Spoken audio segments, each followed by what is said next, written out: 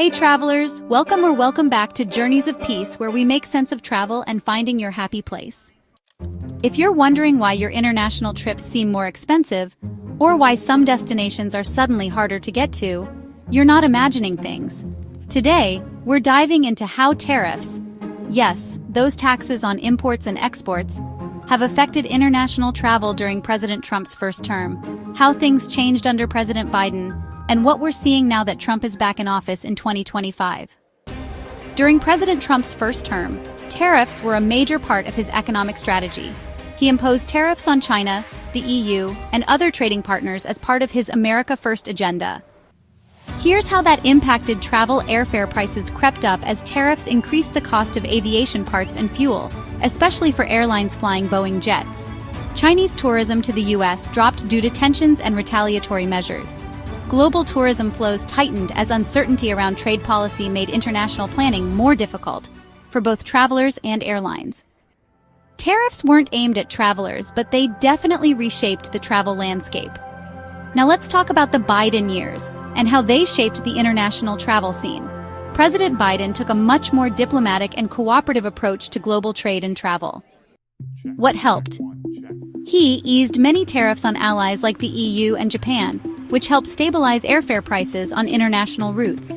The administration restored relationships with countries like Canada and the UK, reopening fast-track entry programs and reducing travel frictions.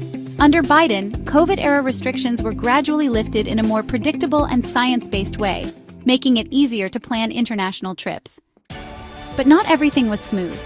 The pilot shortage and airline labor disputes, which started during the pandemic, lingered well into his term, leading to cancellations and higher fares, even without tariffs. He kept some of Trump's China tariffs in place, and relations with China remained tense, limiting growth in trans-Pacific travel.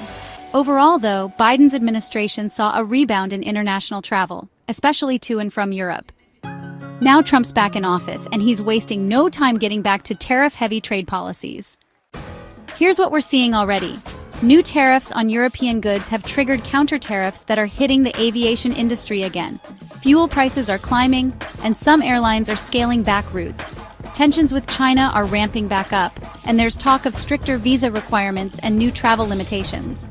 U.S. travelers are heading to Canadian and Mexican airports to save money on international flights, as U.S. departures get more expensive. We're not in full-scale trade war mode yet, but the signs are starting to echo what we saw from 2017 to 2021. So, what does all this mean for travelers like us? Expect price hikes on some international routes, especially long-haul flights. Keep an eye on visa and customs policy shifts, especially if you're flying to China or the EU. Shopping overseas? You might find higher prices or new restrictions on what you can bring back due to tariffs. And if you're all about that carry-on-only life, make sure you check duty-free limits and import rules before you fly back home. Tariffs may sound like dry economics, but they can hit your travel plans where it hurts, in your wallet and in your itinerary. I'll keep tracking the latest trends so you can keep flying smarter, not pricier. If this video helped clear things up, give it a like, subscribe, and let me know in the comments. Have you noticed a difference in your international travel experience lately? Thanks for watching. For now, bon voyage.